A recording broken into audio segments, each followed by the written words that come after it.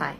So today is Sunday, we've reached the end of the week, and I thought that I'd do this thing where every Sunday I talk about things that I've learnt or quotes that have been useful for me this week. And yeah, just a summary and a roundup of everything that I've learnt and just motivational ideas and everything. Okay, the first thing that I've been really trying to remember this week is to not let other people's struggles impact your own. You don't need to compete with anyone else. Like, just because someone else is struggling doesn't mean that you need to struggle more or change anything.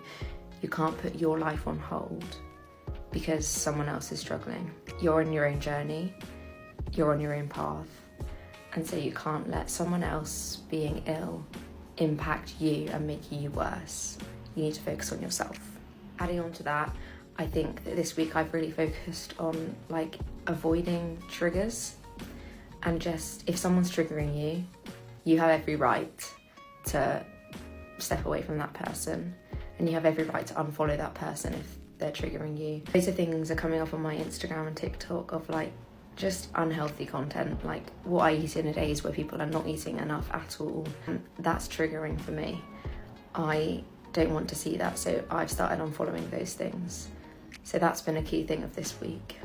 The next thing I've been thinking about and really trying to reinforce in my brain is that the foods that are scaring me are not unhealthy. What is unhealthy is staying stuck in an eating disorder and avoiding those foods. Eating those foods and challenging those foods and challenge repeating is what is gonna get you out of this horrible cycle that you're in and give you your freedom back. Those foods aren't unhealthy. Your eating disorder is the most unhealthy thing in your life.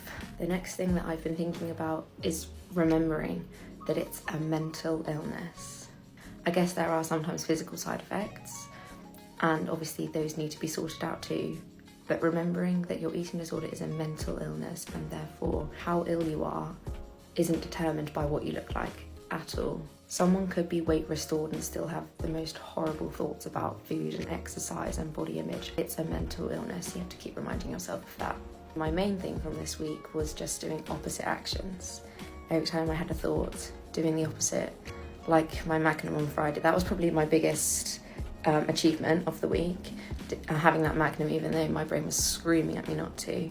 Just doing those opposite actions and fighting that little battle every time just makes that eating disorder weaker and weaker until one day it will be gone.